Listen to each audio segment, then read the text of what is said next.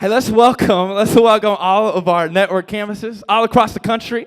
Come on, Indianapolis, Amarillo, and Portales. We're excited that you joined us tonight. This is part 4. Everyone say part 4 of our series entitled Shake It Off, right? It's the 4th week. It's the 4th installment of our series, Shake It Off. And how many of you just have fun during this series? You just having some fun? Last week, what happened is, if you saw earlier, we did an incredible flash mob at the Manzano and El Dorado game. How many of you were there? Come on, just give it up for yourself right now. It's fantastic. It was an incredible time. And so thanks for making that happen. I'm telling you, it wouldn't have been fun without you guys. And if you're a first-time VIP, I just want you to kind of slip your hand up real quick. Just slip your hand up real quick. Your first-time VIP. Let's honor all of our VIP right now. Yeah. Is that Mitchell? I got you. What's up, man? Number 11? The Cueva Bears. Come on. Give it up for, there we go. Yeah. That's weird. You're going to like, does this dude stalk me? No, I don't. We've been going through the story of David. Everyone say David. Last week, I preached a message entitled Bold Up. We talked about how David really advanced his enemy, right? Really advanced his enemy, and tonight I want to kind of go a little further, and we're going to be in 1 Samuel 18, verses 6 through 15. We will not have it on the screens for you because our computer is down. If it's on there, awesome, fantastic. If not, you can just read along with me. 1 Samuel 18, verses 6 through 15. It says this. As they returned home after David had killed the Philistine, Goliath, the women poured out of all the villages of Israel, singing and dancing, welcoming King Saul with tambourines, festive songs, and lutes. In playful frolic, the Hobbit, the women sang, Saul kills by the 1,000, David by the 10,000. This made Saul angry. Very angry. He took it as a personal insult. He said, they credit David with tens and thousands and me with only thousands. Before you know it, they'll be giving him the keys to the kingdom. From that moment on, Saul kept his eye on David. Verses 10, the next day an ugly mood was sent by God to afflict Saul, who became quite beside himself, raving. David played his harp as he usually did at such times, because that's what normal people do. Saul had a spear in his hand. Suddenly, Saul threw the spear, thinking, I'll nail David to the wall. David ducked, bob and weave, whoop, and the spear missed. This happened twice. Now, Saul feared David. It was clear that God was with David and had left Saul. So Saul got David out of his sight by making him an officer in the army. David was in combat frequently. Everything David did turned out well. Yes, God was with him. Everyone say, God was with him. As Saul saw David becoming more successful, he himself grew more fearful. He could see the handwriting on the wall, but everyone else in Israel and Judah loved David, and they loved watching him in action. I want to title my message tonight. If you're taking notes, The Power of 10. The Power of 10. Write that down. The power of 10. Not Tim, but 10. How many of you have ever experienced jealousy? Anyone ever been envious of someone, or maybe someone was jealous of you? Holla back, I get that a lot, you know what I mean? Just kidding. You've experienced jealousy of some sort. Anyone? When I think of jealousy, when I think of envy, I think a lot of times of the people who just like the spotlight. You know what I mean? They just love the spotlight, right? Like, all the football players out there, like everyone thinks it's about the quarterback. Let's be honest though. Right? The quarterback gets all the credit. You can't say no. Go watch ESPN for 10 minutes and all they talk about is quarterbacks. Man, if it wasn't for the line, there wouldn't be no quarterbacks. You know what I mean? Like, the linemen are the real MVP. You know what I'm saying? All over, all hands up, all over for my 250 plus guys. Yeah, come on, somebody. One, Brian Bonney. All right, there we go. That's it. When it comes to music, like no one gives credit to the bass player. Y'all know what I'm talking about? It's like people got a slow clap. People like think like the bass player is expendable. Like, no, we don't even, like, I can't even hear the bass. Now, I'm telling you right now, I even told the media guys, I was like, man, I almost want to play a song without bass, and I promise you, you wouldn't even like it. Because bass is how you, like, feel it. You know what I'm talking about? It's like when you're, like, grooving, yeah. I mean, the bass is money, but they never get any of the credit. It's all about, like, the lead guitarist or the singers. You know what I mean? Or maybe like when it comes to pop culture, like Kanye West just needs to leave Taylor Swift alone, right? Like who cares about Beyonce? You ain't got to steal the spotlight and talk about her video. Like people who take the spotlight, does anyone know what I'm talking about? Right? Anyone ever been there or known someone that does something like that? I think when you think about this message, when you think about this passage that we're reading, in verses 6 through 9, in 1 Samuel 18, this is what's happening. David kills Goliath. He just killed the champion of Israel. We talked a lot about that last week. He kills Goliath, and now they head into Israel. They're doing the march to Israel. And it says that they're welcoming King Saul, right? It says that the women are welcoming King Saul, but they're singing to David. Hold up. What? Yeah, they're welcoming King Saul, but they're singing to David. That would be literally like if it was your birthday and your mama came in and said, hey, what up? And they start singing happy birthday to your sister. I mean, y'all know what I'm talking about because some of y'all think y'all got birth weeks. Some of y'all think y'all got birth months. You know what I mean? Like, y'all like, nah, it's June. It's my entire month. I get the entire month to celebrate my birthday, right? I mean, this is what's happening to King Saul. King Saul is getting crazy. Now, here's the cool thing. I love this, and I didn't want to pass it, but it begins to say that the women came out.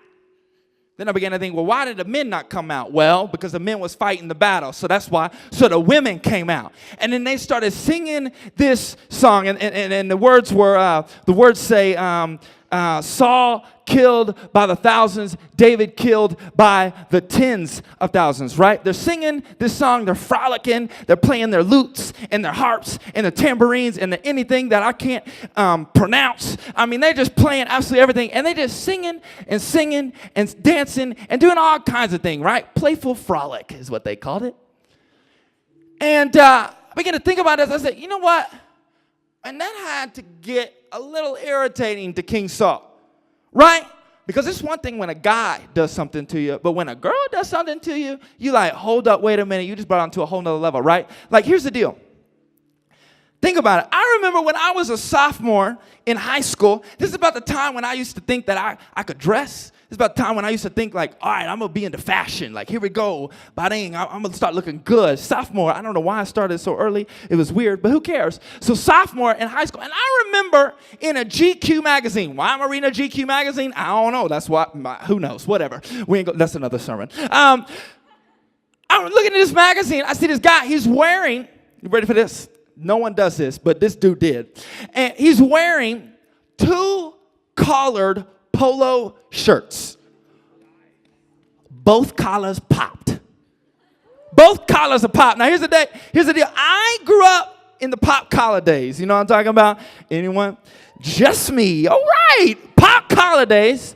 And So one day I was like, I don't know what got over me. I was like, all right, I'm going to try this. I had 2 Polo Ralph Lauren 3-button collared shirts. Yeah, I was like, what up? That's all I had, but that's what I had. And I said, you know what? I'm going to wear both of them. So I put my white one on, had my white collar pop. I said, I look good right now. And then I put my other one on. It was teal and orange. I remember specifically. You know what I'm talking about, Mama. And so she told me not to do it, but I still did it. So then I popped that one. I had 2 collared shirts on that were popped, right? Now, I'm rolling in like I'm big and bad, and I wasn't. I was a loser. And so I'm rolling in like, yo, what up, what up? Now, guys would come to me and be like, yo, could you not figure out what you're going to wear today? Are you all right? You good. You know you got 2 collared shirts on. It ain't cold. It's 95 degrees, son. You all right? That didn't really hurt my feelings. You know, guys are coming to me like, man, that look ugly. That looks stupid. You dumb. Like, you need some advice. You need some help. When the guys would say something to me, I'd be like, whatever. I like brush it off like I just got a, little bruise on my knee or something like that. Now, when it came to the girls were bring it on to a whole nother level. And the girls be like,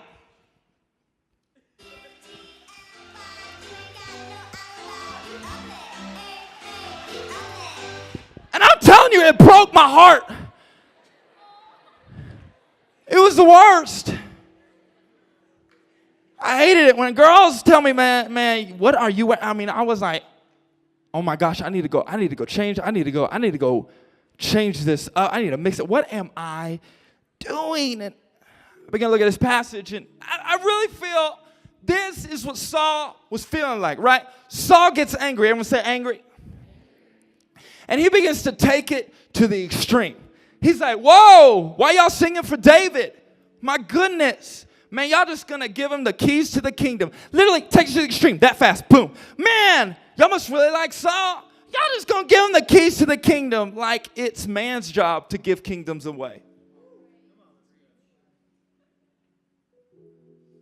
Because to take it to the extreme and go, I'm gonna lose absolutely everything, like as if it is man's job to give the keys to the kingdom away.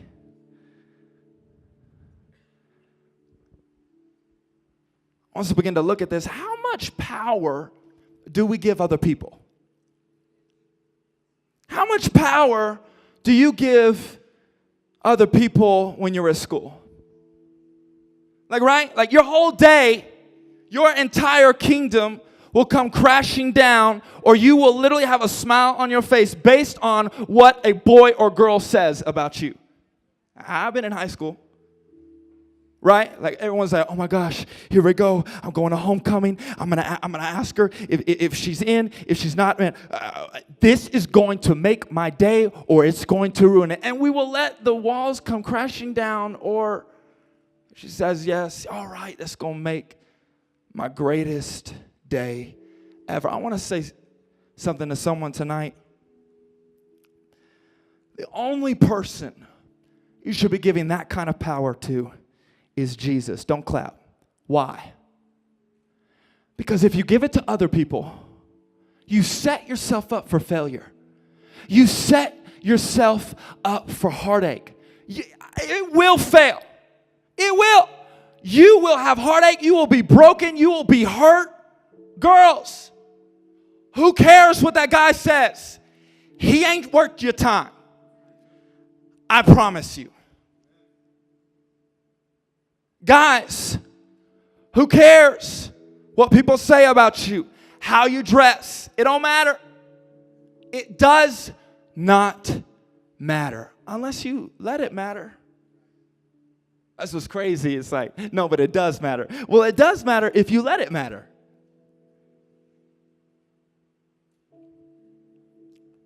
A pastor once said, the measure of a man is what he does with power. Who are you giving power to? Who are you giving power to? There's a lot of people that say that the measure of a man is what he's gone through.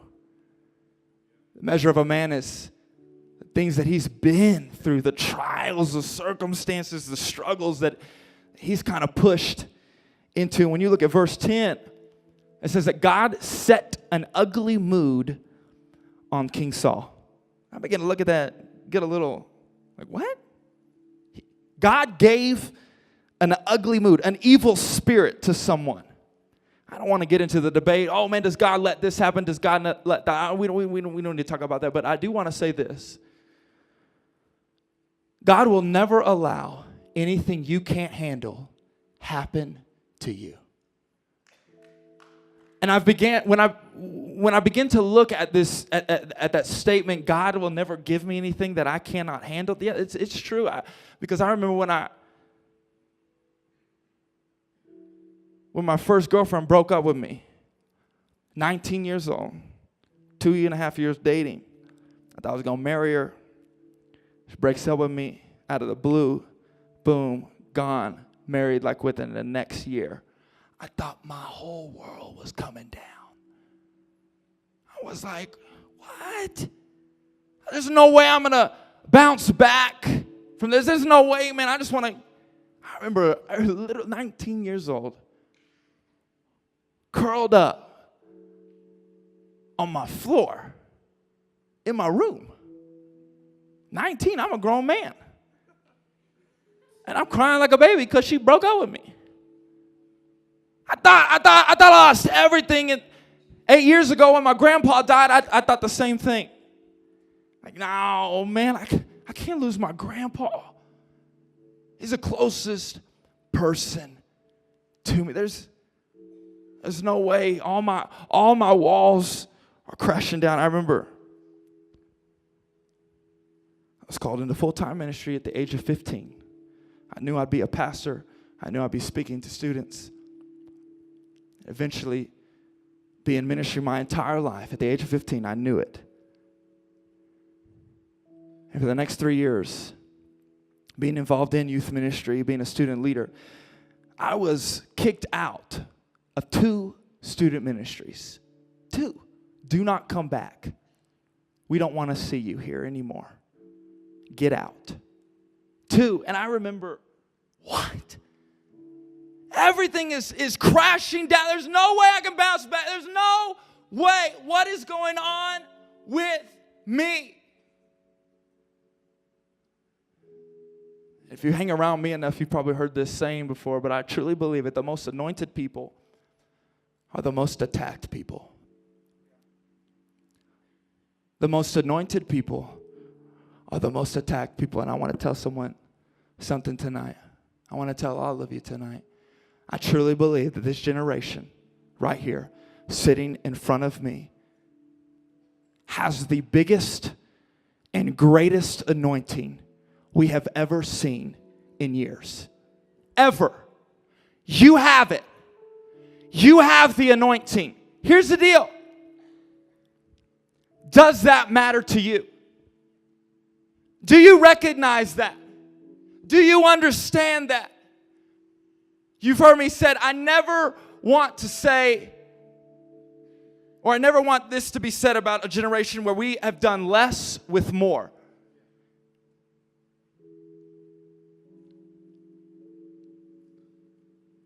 But right now, we're doing less with more anointing. You have the most anointing. I'm telling you right now, let me encourage you. The church is in the best of times. It's in the best. And the best days are ahead of us. We are in the best of times. People listen to you. They didn't back then. People listen to this generation. You have anointing. You have the presence of God. You have the Spirit of God. But if you want to keep talking to your best friend and laughing on the iPhone, don't recognize it. Don't let it matter to you. You can keep rolling through generations and generations and keep doing what the last generation did. You can do it. You can listen to this for 20 minutes and then walk out and keep doing the same things. A lot of people will say, well, Pastor, I'm ready if you just make something happen. It is not me. It's you. And if just a few students would understand that it's not about your pastor. It's about what God is doing inside of you. Is it big enough to tell someone? Is God doing something great enough to let everyone know? Is God there for you every single day? I'll answer that. Yes. Some of you think not. But it's because you're not there for him.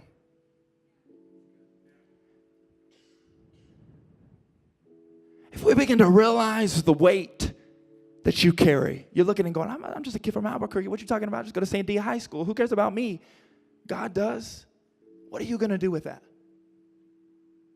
You can sit in here and listen to me for 20 minutes and leave and have a great day. Awesome, fantastic. Hashtag 212ABQ. It is awesome. That don't mean anything if you don't talk about it, if you don't begin to live it, if you don't begin to look at what God says about you and begin to do something. Begin to recognize it. Understand that you do matter.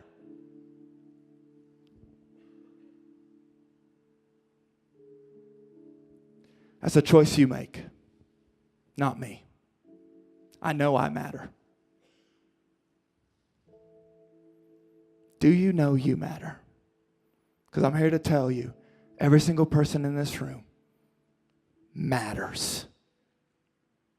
Every single person in this room matters to Jesus Christ. Every person.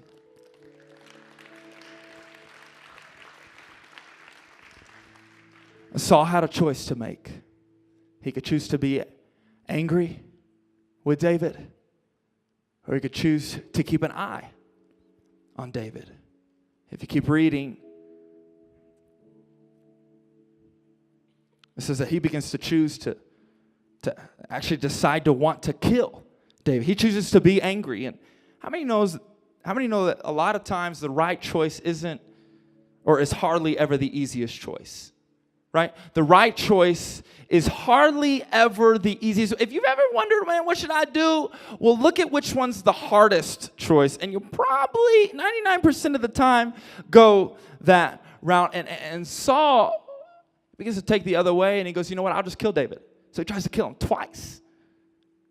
Twice. In verse 12, it says this, Saul, King Saul, now feared David, for it was clear God was with him. What? Like him beating Goliath didn't clear that up for you? But him throwing 2 spears and him dodging it cleared that up for you, that God was with him. Like, let me tell you something. If David killed Goliath, I'm fearing the dude, right? King Saul's like, yeah, why don't you go? Let God be with you. Good luck. You're going to die. You know? He comes back with the head of Goliath. He said, I got him. No worries. Let's do this. Well, I am so glad you're on my team. Right? Like, because, man, I am scared. I don't know what you did. But, I mean, we're going to be best friends. I'm glad I'm not on the other side. What made Saul think that he could kill David? He just watched David kill Goliath, the champion of Israel, a 9 feet tall Philistine. What made King Saul think that he could kill David? Goliath was a legend, the champion of Israel.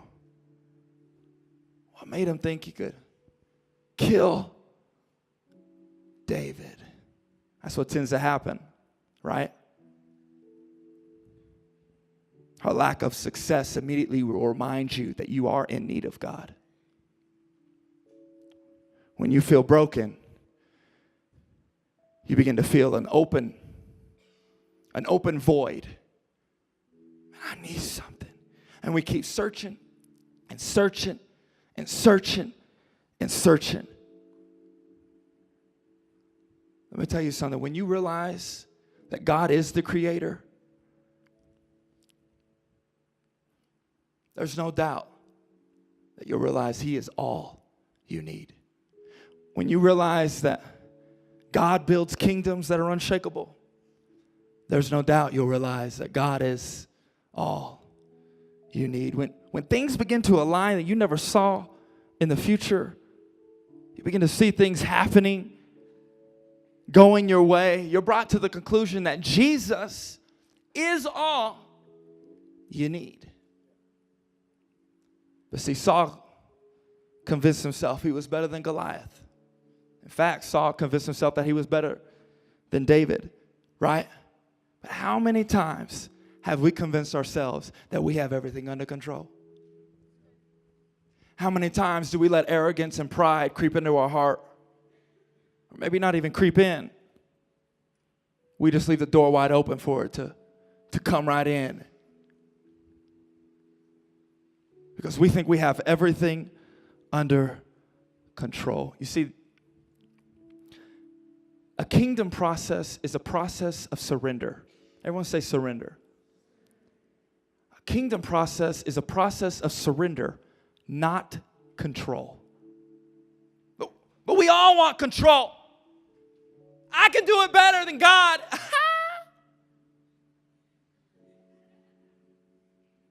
Please tell me one time when you've done it better than God.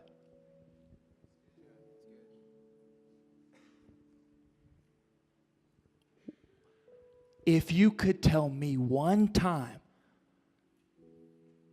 I'll never preach again.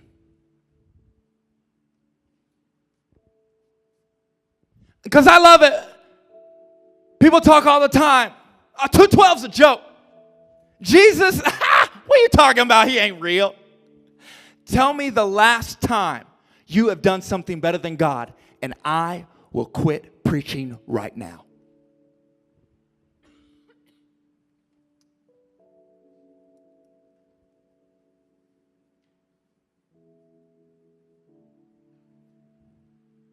You see, when it comes to something, like when you begin to break things down like that, it's so real.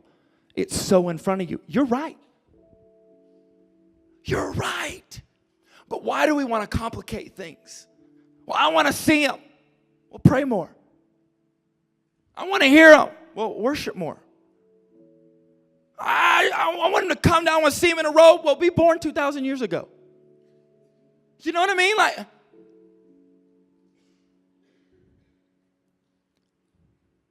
it's about surrender and not control. At this point, Saul says, I've got to get David out of my sight. I can't even bear to look at him. Verse 15, David is at war. He's on the front lines of combat. And he wins and wins and wins war after war after war after war. And David became more successful. And because David became more successful, Saul became more fearful. Let me tell you something.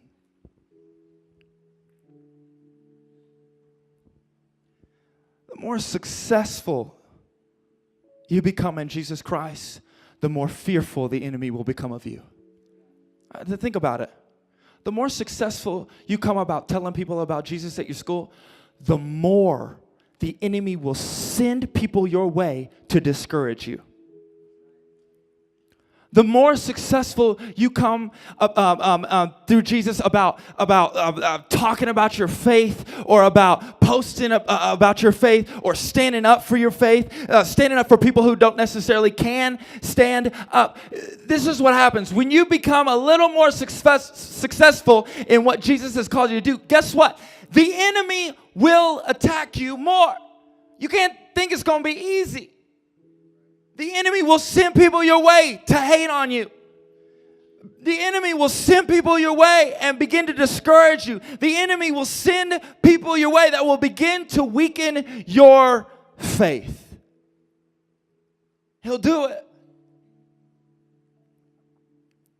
I love what Pastor Furtick says. He says, if you haven't had a head-on collision with the devil in a while, then that probably means you're going in the same direction as him. Man, I just want my life to be easy. Man, I just want my life to go well. I just want to be rich, man. I just want to have a nice girlfriend. I don't want to have to go through circumstances, trials. I don't want to go through any kind of stuff like that. Like, I just want it to go smoothly. It's not going to happen. It's not going to happen.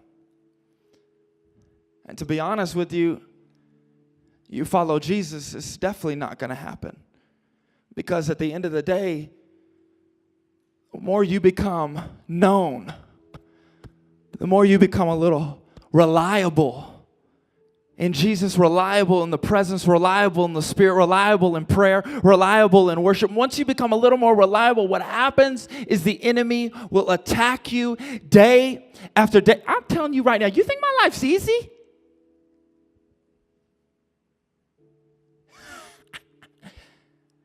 Brett, is your life easy? You're a pastor. It's hard. It's rough. Do we care? Come on, haters gonna hate. You can hate on me all day. I'm gonna still love this generation. And I'm gonna still love Jesus Christ. And I'm gonna still love you. It's gonna happen. It's going to happen. You see, when David was asked to be on the front lines, you see, he didn't whine. He didn't bellyache. He could have. He had the right to, right? He just beat the champion of Israel. He could do whatever he wants. But they said, go on the front lines. He said, all right, absolutely. Why? His worth was built on who God said he was. And think about this. Saul's worth was built on who those women said he was. Think about it. When you go back into verse 8, Saul couldn't shake off 10 words. 10 words controlled his life. 10. 10 words ruined King Saul. In fact, 10 words ruled King Saul. Saul kills by the 1,000, David by the tens of thousands. This is what a woman was singing. Guess what? He didn't even know the woman. Saul was ruled by 10 words from a woman he didn't even know. 10. He tried to kill David twice because of these 10 words, and his entire kingdom suffered because of these 10 words, because they were singing this little lullaby. These 10 words ruined King Saul. Saul kills by the 1,000, David by the tens of thousands. But it's crazy, and it's so true, because if you live by the words of others, you'll die by the actions of yourself. I'm telling you, some of you in this room need to understand what I'm saying. You let what that boy says to you control your every move.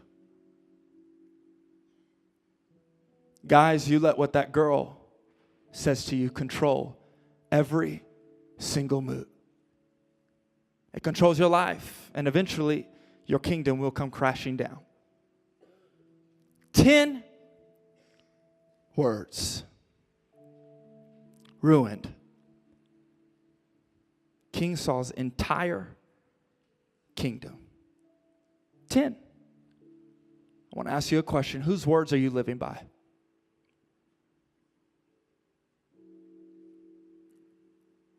Who are you giving power to? Whose kingdom are you building? I close with this. If I could have everyone stand up.